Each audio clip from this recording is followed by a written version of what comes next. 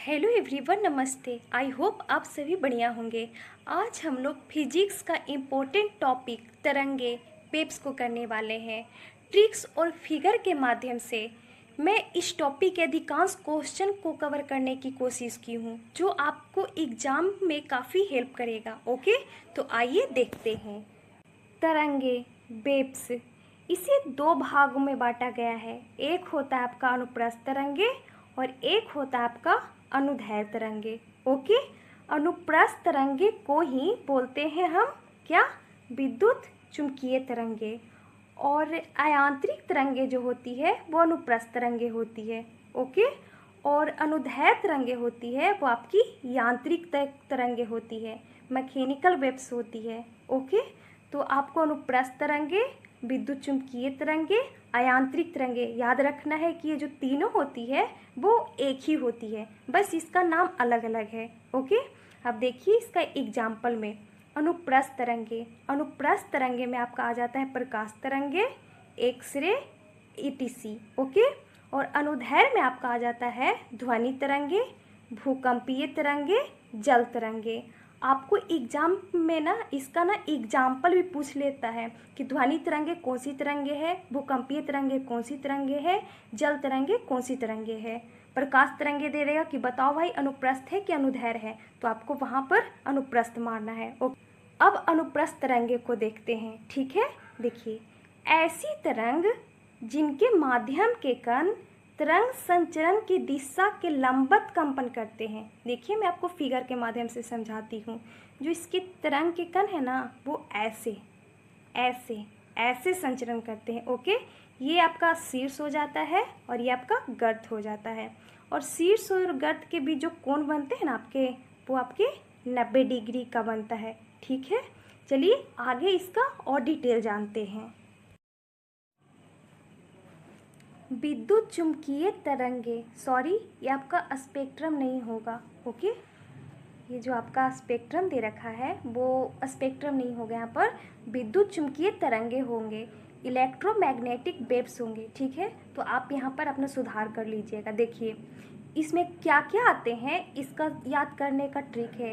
गाए you be in my radio. Okay, क्या है, गाए you be in my radio. देखिए गाए, गा से गामा रे, ए गाए, ए से एक्सरे, गाए, फिर यू बी, यू से आपका हो गया अल्ट्रा वायलेट, बी से हो गया आपका विजुअल लाइट, गाए यू बी। अब देखिए इन माई रेडियो, इन से आपका हो गया इंफ्रारेड, माई से हो गया माइक्रोवेव, और रेडियो वेव्स हो गया। ओके, गाए you be in my radio. अब इस ट्रिक से याद करके आप अनुप्रस्थ तरंगे को याद कर सकते हैं कि कौन कौन होता है। ठीक है, गामा रे, एक्सरे, अल्ट्रावायलेट होता है वो आपका प्रबैंगनी किरणें होता है, विजुअल लाइट दृश्य प्रकाश होता है, इंफ्रारेड अवरक्त किरणें होती है, और माइक्रोवेव सूक्ष्म तरंगे होती है, और रेडियो वेव होती है वो आपका रेडियो तरंगे होती है।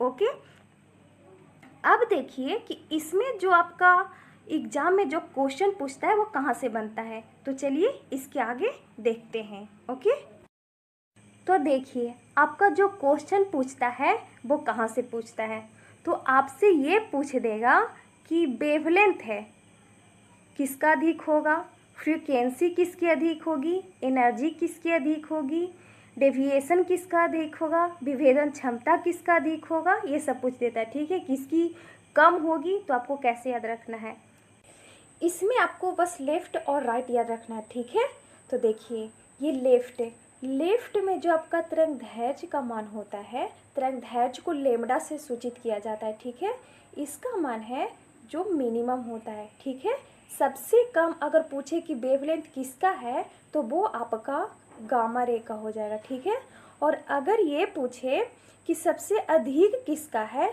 तो ऐसे ये लेफ्ट से राइट जाते जाते जाते यहाँ पर जो लेमडा का मान होता है ना वो आपका मैक्स हो जाता है। ठीक है, यहाँ पर लेमडा का मान आपका मैक्स हो जाता है।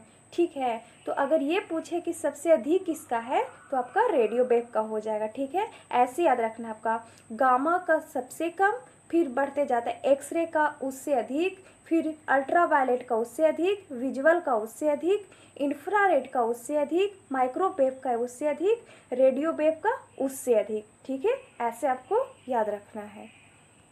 बाकी इसकी फ्रीक्वेंसी हो गई, एनर्जी हो गई, डेविएशन हो गया, विभेदन क्षमता हो गया, ये सब होता है ना जो इसका अपोजिट होता है। ठीक है, बाकी ये फ्रीक्वेंसी, एनर्जी, डेविएशन, विभेदन क्षमता, ये सब जो गामा की होती है ना वो हाई होती है। ठीक है, हाई होती है।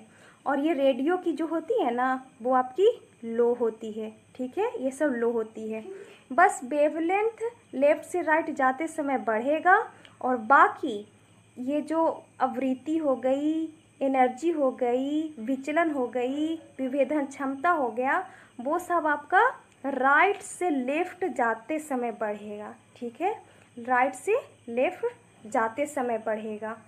तो आप इस चार्ट के माध्यम से अपना पूरा देख लीजिएगा और कर लीजिएगा। ठीक है, बस आपको इसमें लेफ़्ट और राइट एक बार अच्छे से ना फिगर पार कर और खुद से थोड़ा मेहनत कर लीजिएगा ना तो वो आपको अच्छे से क्लियर हो जाएगा। ठीक है, तो फिर आइए अब हम विजुअल वेव्स के बारे में पढ़ते हैं। इससे भी क्वेश्चन पूछ लेता है। ठीक है, तो देखते हैं कि क्या पूछता है। विजुअल वेव्स का जो याद करने का जो ट्रिक है वो आपका हो जाएगा, ये देखिए भिबजियोर। ठीक है, भिबजियोर। और हिंदी में करना चाहें तो वो हो जाएगा आपका वैजनिहा पिनाला। ठीक है, भिबजियोर। देखिए भिबजियोर, भिबजियोर ज़्यादा इजी पड़ेगा आपको। ठीक है, भिबजियोर जैसे violet, Indigo, blue, green, yellow, orange, red. ठीक है, तो हो जाएगा ना आपका ये भिबजियोर। ठीक है, ये हो जाएगा आपका violet, indigo, blue, green, yellow, orange, red. ठीक है, तो ये ऐसे हो जाएगा। और फिर वही यहाँ पे लेमडा का जो मान होगा ना, जैसे उस चार्ट में था, यहाँ पे लेमडा का मान मिनिमम होगा और यहाँ पर लेमडा का मान मैक्सिमम होगा। बाकी इसकी जो फ्रीक्वेंसी होगी, ठीक है, फ्रीक्वेंसी होगी वो आपकी अधिक होगी यहाँ पर। फिर वैसे ही इधर से जाते जाते जाते जाते इधर हो जाएगी, जो फ्रीक्वेंसी हो जाएगी वो आपका मिनिमम हो जाएगी। ठीक है, मिनिमम हो जाएगी। बस वही चार्ट जो है ना, जो इसमें भी लेफ्ट राइट का रूल फॉलो होता है। ठीक है, आपसे यही क्वेश्चन, इसमें से ना बहुत सारे क्वेश्चन आपके बनेंगे। आप अच्छे से ना कॉपी पे ना इसको कर लीजिएगा तो आपका सारा का सारा क्लियर हो जाएगा। ठीक है, और आपका क्वेश्चन ना यहाँ से बनता है। देखिए यहाँ से आपका क्वेश्चन बनता है, आपसे ये पूछ लेगा कि जब वायलेट से रेड की ओर जाएंगे तो जो इसकी चमक है वो क्या होगी। ठीक है, इसकी चमक क्या होगी।